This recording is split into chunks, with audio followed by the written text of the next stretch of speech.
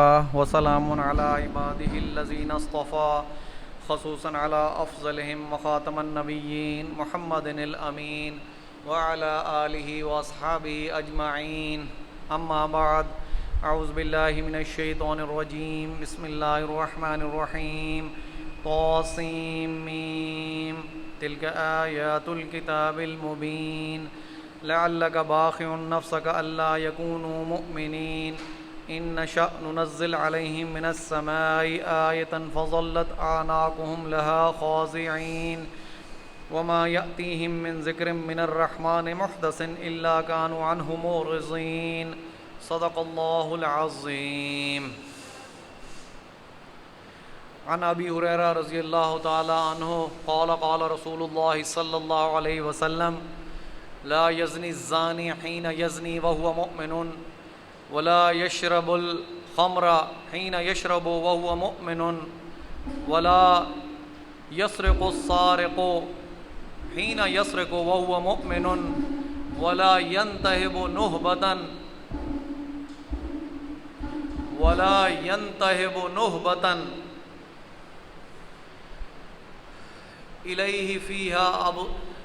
إليه فيها أبصارهم حين نهبتها وهو مؤمن يكون الناس إليه فيها أبصارهم حين نهبتها وهو مؤمن أو كما قال صلى الله عليه وآله وسلم. رب اشرح لي صدري ويسر لي أمري واحلل عقدة من لساني يفقهوا قولي. اللهم ربنا الحمنا رشدنا واعذنا من شرور انفسنا آمین یا رب العالمین. میرے بھائیوں بزرگوں دوستوں، درس قرآن و درس حدیث کے ضمن میں سورۃ شعراء کی تلاوت کی ہے. میں نے اس کی کچھ آیات کی تلاوت کی ہے اور ایک حدیث پاک بیان کی ہے. اللہ تعالیٰ سے دعا ہے کہ اللہ تعالیٰ مجھے اسے آپ کو سمجھانے اور آپ کو اسے سمجھنے کی توفیق عطا فرمائے. حضرت ابو ہریرہ رضی اللہ تعالی عنہ سے روایت ہے، فرماتے ہیں کہ رسول اللہ صلی اللہ علیہ وسلم نے فرمایا لا یزنی الزانی حین یزنی وہو مؤمن، کہ کوئی زنا کرنے والا زنا نہیں کرتا جب وہ زنا کر رہا ہوتا ہے تو وہ اس وقت حالت ایمان میں نہیں ہوتا. ولا یشرب الخمر حین یشرب وہو مؤمن، اور کوئی شرابی شراب نہیں پیتا مگر جب وہ شراب پی رہا ہوتا ہے تو وہ حالت ایمان میں نہیں ہوتا. ولا یسرق السارق حین یسرق وہو مؤمن، اور کوئی چوری کرنے والا چوری نہیں کرتا مگر جب وہ چوری کر رہا ہوتا ہے تو وہ حالت ایمان میں نہیں ہوتا. ولا ينتهب نهبة يرفع الناس إليه فيها أبصارهم حين ينتهبها وهو مؤمن، اور کوئی شخص لوٹ کا مال لوٹ رہا ہوتا ہے اور لوگ اس کی طرف آنکھیں اٹھا کر دیکھ رہے ہوتے ہیں اور اس کے باوجود بھی وہ لوگوں کا مال لوٹ رہا ہوتا ہے تو وہ مومن نہیں ہوتا، وہ حالت ایمان میں نہیں ہوتا. تو میرے بھائیوں بزرگوں دوستوں، بہت واضح حدیث ہے جسے تشریح کی ضرورت نہیں. اس حدیث کو میرا نہیں خیال کہ کسی تشریح کی ضرورت ہے کہ حضور پاک نے صلی اللہ علیہ وسلم کلیئر کٹ بیان کر دیا، بہت شگاف اور واضح الفاظ میں بیان کر دیا کہ جو زنا کرے گا وہ حالت ایمان میں نہیں ہوگا، مطلب ایمان سے خارج ہو جائے گا. جو شراب پیے گا وہ ایمان سے خارج ہو جائے گا، جو چوری کرے گا وہ ایمان سے خارج ہو جائے گا، اور جو لوگوں کا مال لوٹے گا حالانکہ لوگ اس کی طرف دیکھ بھی رہے تھے وہ بھی حالت ایمان میں نہیں ہوگا. تو میرے بھائیوں بزرگوں دوستوں، کہنے کا مقصد یہی ہے، حدیث پاک بیان کرنے کا مقصد یہی ہے کہ یہ چار چیزیں خدا نہ خواستہ ہم میں سے کسی کو شیطان ورغلا دے اور ان پر مجبور کر دے تو ہمارے ذہن میں فوراً یہ حدیث پاک آ جانی چاہیے کہ اگر ان میں سے کوئی گناہ بھی سرزد ہوا تو ایمان سے خارج ہو جائیں گے، اور ایمان سے خارج ہو جائیں گے تو پھر میں نے آپ کو بتا دیا تھا کہ یوم قیامت آپ کے ساتھ کیا ہونے والا ہے مجھ سمیت۔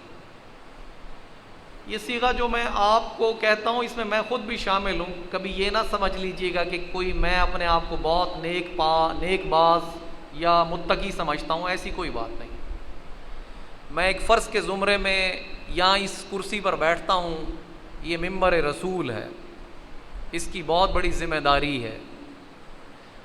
فرضیت کے زمرے میں یہاں بیٹھتا ہوں، اپنے تقویٰ کا کبھی کوئی دعویٰ نہیں کرتا میں۔ مقصد کہنے کا یہ ہے کہ یہ 4 کام وہ ہیں جس کے بارے کیٹاگوریکلی واشگاف الفاظ میں، واضح الفاظ میں محمد رسول اللہ صلی اللہ علیہ وسلم نے بتا دیا کہ اگر یہ 4 چیزیں کرو گے تو حالت ایمان سے نکل جاؤ گے، اور اگر ایمان دل میں نہیں ہوگا تو اس دن تو تولا ہی ایمان جائے گا۔ ان لوگوں کے لیے دنیا میں بھی رسوائی ہے، یہ نہ سمجھنا کہ دنیا میں شاید کھلی چھوٹ مل جائے گی۔ اللہ کا وعدہ ہے کہ میں چھوٹا عذاب چکھاؤں گا ان لوگوں کو بڑے عذاب سے پہلے، کہ شاید وہ لوٹ آئیں میری طرف اور وہ اپنے ان کاموں کو چھوڑ دیں۔ تو ان 4 کاموں کو کرتے ہوئے یہ ضرور سوچ لینا کہ حالت ایمان سے خارج ہو جاؤ گے۔ جب ایمان دل میں نہیں رہے گا تو قیامت کے روز تلنے والی کوئی چیز تمہارے پاس نہیں ہوگی۔ اس دن پھر چہرے افسردہ ہوں گے، جھکے ہوئے ہوں گے۔ قرآن کریم میں رب کریم فرماتے ہیں یوم یتذکر الانسان ما سعی وبرزت الجحیم لمن یری، اور اس دن لوگ یاد کریں گے اپنا ایک ایک عمل۔ یہ کون سا دن ہوگا؟ وہ بڑا دن، قیامت کا دن، جس دن سب حاضر ہو جائیں گے رب کریم کے سامنے۔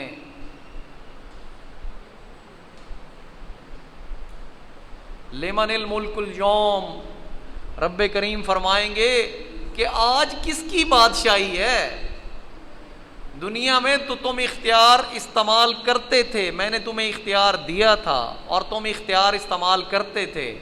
اگر وہ اختیار اس کتاب کے تابع ہوگا تو آپ کی کفایت کرے گا، رب کریم کے قریب کرے گا۔ عادل بادشاہ نبیین اور صالحین کے بعد عادل بادشاہ کی جگہ ہوگی۔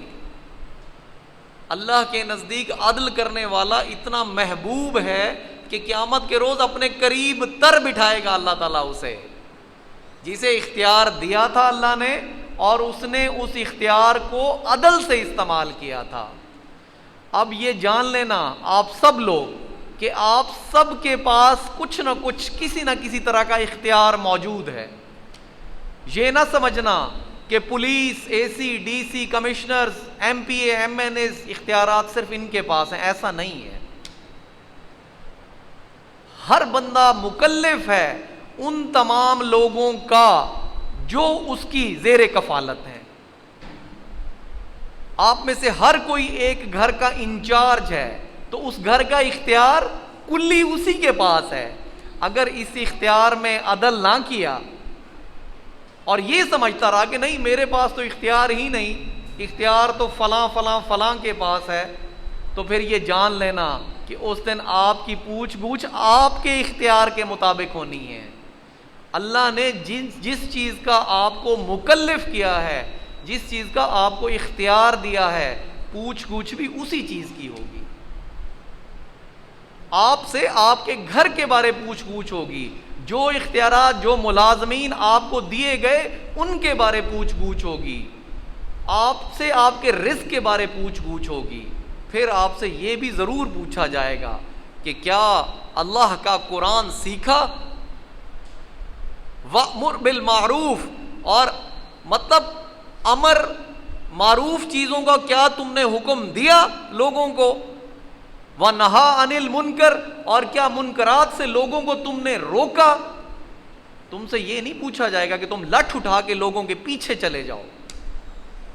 جس حد تک تمہاری کیپیسٹی ہے، جس حد تک تمہاری استطاعت ہے، جن لوگوں پر تمہارا بس چلتا ہے، پوچھا صرف انہی کے بارے جائے گا. جو لوگ زیر کفالت ہیں، جو دوست احباب ہیں، آپ سے انہی کے بارے پوچھا جائے گا. کیا میرا پیغام تم نے ان تک پہنچا دیا تھا؟ کیا تم نے خود قرآن سیکھنے کی کوشش کی اور سیکھ کر اسے آگے پہنچانے کی کوشش کی؟ کیا تم نے معروفات لوگوں کو بتائے؟ کیا تم نے لوگوں کو منکرات سے روکا؟ کیا کوئی منکر چیز معاشرے میں ہو رہی تھی، جھوٹ، دغا بازی، رشوت ستانی، زنا، شراب نوشی، یہ ہو رہی تھی اور تمہارے ماتھے پہ بل آیا؟ کیا تم نے اسے ہاتھ سے روکنے کی کوشش کی؟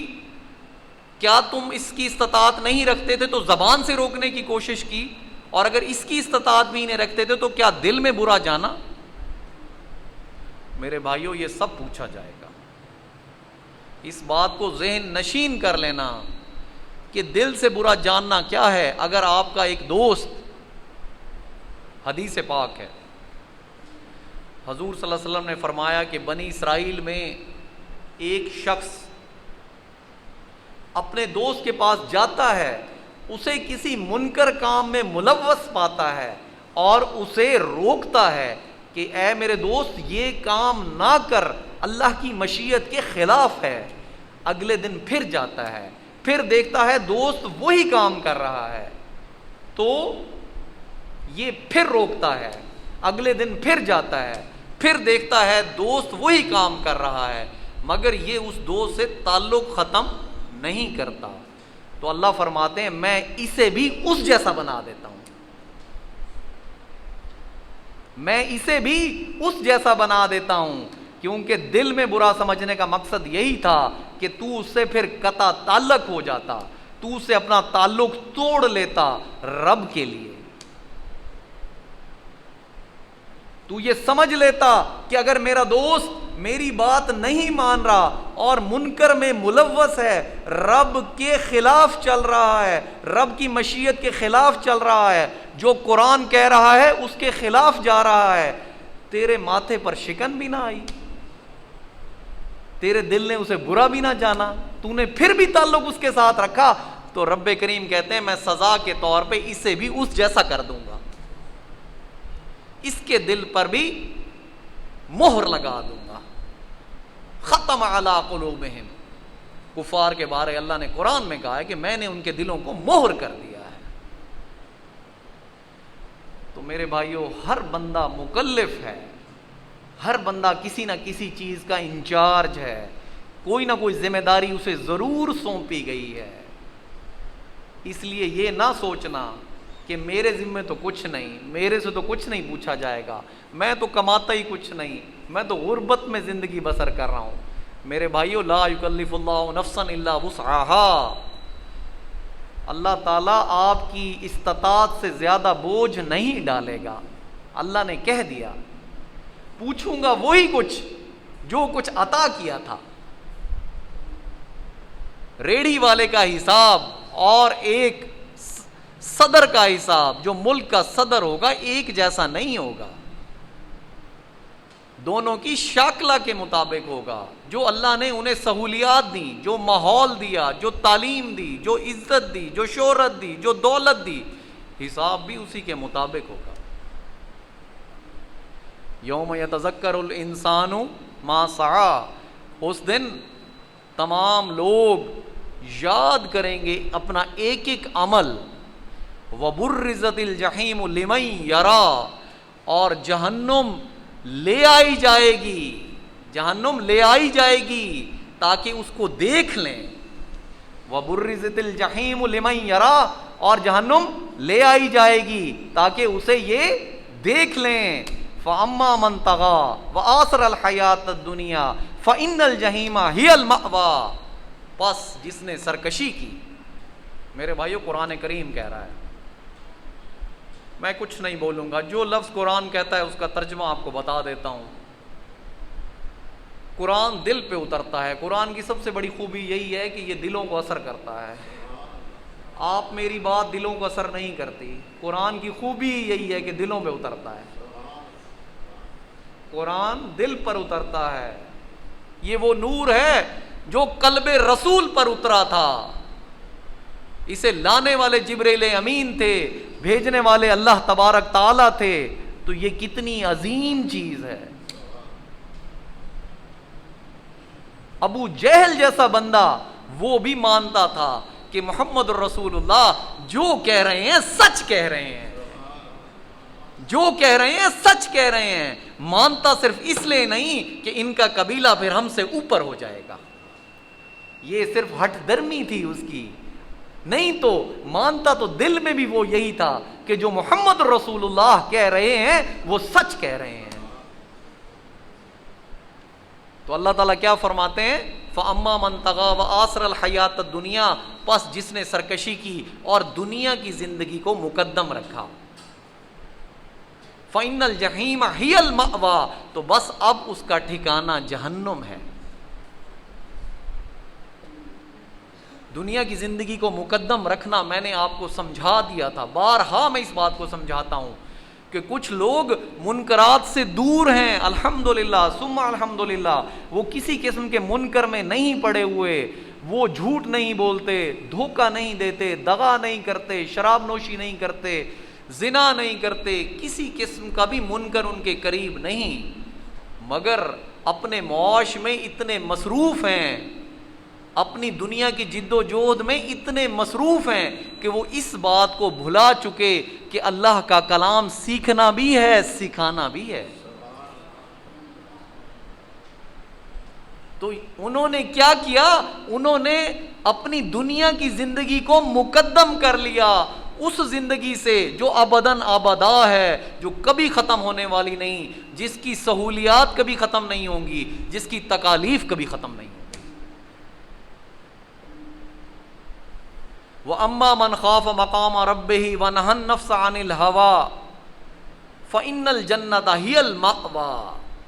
اب سن لو دوسرا, وہ شخص جو اپنے رب کے سامنے کھڑے ہونے سے ڈرتا رہا, وہ شخص جو اپنے رب کے سامنے کھڑے ہونے سے ڈرتا رہا اور اس نے اپنی نفس کو خواہشات سے روکے رکھا,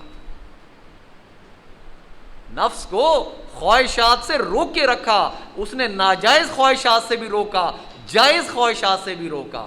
اب بات بہت باریکی پہ آ گئی ہے, سمجھ لینا, آج سمجھ کر اٹھنا کہ ایک تو ناجائز خواہشات نفس کی ہیں جو کہ وہ آپ کو ورغلاتا ہے تمام منکرات کی طرف, اور ایک جائز خواہش ہے وہ یہ کہ دنیا کی سہولتیں مزید سے مزید, مزید سے مزید. وہ جو لوگ منکرات میں ملوث نہیں ہوتے وہ انہیں دنیا میں الجھا دیتا ہے, تاکہ رب کریم کے سامنے جس دن کھڑے ہوں تو اس دن شرمندگی کا سامنا کریں کہ اے رب ہمیں تو وقت ہی نہیں ملا تھا اس قرآن کو سیکھنے کا, اس قرآن کو سکھانے کا, امر بالمعروف کرنے کا, نہی عن المنکر کرنے کا, ہمیں تو وقت ہی نہیں ملا تھا. گناہ کوئی نہیں کیا ہوگا, انہوں نے گناہ کوئی نہیں کیا ہوگا, شیطان نے انہیں دنیا کے معاش میں پھنسا رکھا ہوگا. لوگ کیا کہتے ہیں, دنیا داری میں الجھے ہوئے ہیں. اللہ نے تو دنیا کو دار کہا ہی نہیں, اللہ نے تو دنیا کے لیے لفظ حیات الدنیا استعمال کیا ہے کہ دنیا کی زندگی, اور دار الاخرہ استعمال کیا ہے کہ آخرت کا گھر. دنیا کو تو گھر اللہ نے کہا ہی نہیں, اور آپ کہتے ہو کہ ہم دنیا داری میں الجھے ہوئے ہیں. ہمارے پاس آج عربی سیکھنے کا ٹائم نہیں, قرآن پڑھنے کا ٹائم نہیں, قرآن سیکھنے کا ٹائم نہیں. جب سیکھیں گے نہیں تو عمل کیسے کریں گے؟ بہت باریک نکتہ ہے, سمجھ کر اٹھنا کہ وہ شخص جو رب کریم کے سامنے کھڑے ہونے سے ڈرتا رہا اور اپنے نفس کو خواہشات سے روکتا رہا تو اس کا ٹھکانہ جنت ہے, اس کا ٹھکانہ جنت ہے. میرے بھائیوں, بس یہی گزارش تھی اس حدیث پاک کے بارے میں. سورت کا آغاز کریں گے, بہت دنوں سے آغاز نہیں ہو سکا. بسم اللہ الرحمن الرحیم طاسیم میم تلک آیات الکتاب المبین. آپ کو بتایا تھا کہ طاسیم میم حروف مقطعات ہیں جن کو یا رب کریم جانتا ہے یا اس کا رسول جانتا ہے. بہت سارے لوگوں نے اس کی بہت ساری تشریحات کی، مگر نہ رسول پاک نے اس کے بارے کچھ بیان کیا، نہ رب پاک نے اس کے بارے کچھ بیان کیا. تلک آیات الکتاب المبین، یہ آیات ہیں ایک روشن کتاب کی. رب کریم فرما رہے ہیں یہ جو میں بیان کر رہا ہوں یہ آیات ہیں روشن کتاب کی. لعلک باخع نفسک الا یکونوا مؤمنین. حضور محمد مصطفیٰ احمد مجتبیٰ سے رب کریم شفقت بھرے انداز میں فرما رہے ہیں کہ اے پیارے، اپنے آپ کو ہلاکت میں نہ ڈال لینا یہ سوچ کر کہ یہ ایمان نہیں لا رہے. کفار مکہ ایمان نہیں لا رہے یہ سوچ کر اپنے آپ کو ہلکان نہ کر دینا، اپنے آپ کو ہلاکت میں ڈال نہ لینا. یہ رب کریم کا پیار ہے محمد مصطفیٰ احمد مجتبیٰ کے لیے. وہ مصطفیٰ بھی ہیں، وہ مجتبیٰ بھی ہیں. کسی دن آپ کو بتاؤں گا کہ اصطفیٰ کیا ہے اور اجتبا کیا ہے. ان نشأ ننزل علیہم من السماء آیۃ فظلت اعناقهم لها خاضعین. رب کریم فرما رہے ہیں حضور محمد مصطفیٰ صلی اللہ علیہ وسلم کو کہ اگر ہم چاہیں تو نازل کر دیں آسمان سے ان پر ایک نشانی. فضلت تو رہ جائیں آناقہم ان کی گردنیں لہا خاضعین جھکی کی جھکی. رب کریم حضور کو شفقت بھرے انداز میں سمجھا رہے ہیں کہ کفار مکہ آپ کی بات نہیں مان رہے، آپ سے بار بار معجزے کی طلب کر رہے ہیں کہ ہمیں معجزہ دکھاؤ. اگر ہم چاہیں تو ان پر نشانی ابھی کے ابھی اتار دیں، ابھی کے ابھی معجزہ دکھا دیں تو پھر رہ جائیں گی ان کی گردنیں جھکی کی جھکی. رب کریم کا ایک اسلوب رہا ہے کہ جب قوم کو معجزہ دکھا دیا جاتا تھا، کھلا معجزہ دکھا دیا جاتا تھا، تو پھر ان کے پاس قبول کرنے کے علاوہ کوئی صورت باقی نہ رہتی تھی.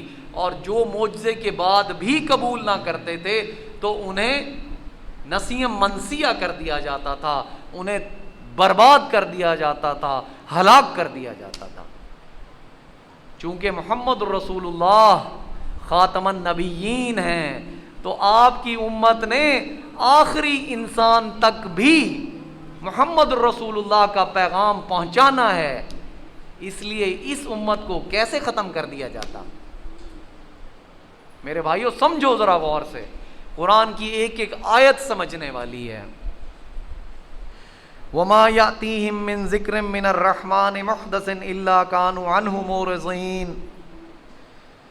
اور نہیں آتا رحمان کی طرف سے ذکر یا دہانی، محدث نئی نہیں آتی رحمان کی طرف سے کوئی نئی یاد دہانی، الا کانوا عنہ معرضین، مگر یہ کہ یہ پھر بھی اعراض کرنے والے ہوتے ہیں، یہ اسے نہیں مانتے، اس سے اجتناب کرتے ہیں، اس کا کفر کرتے ہیں اس بات کا.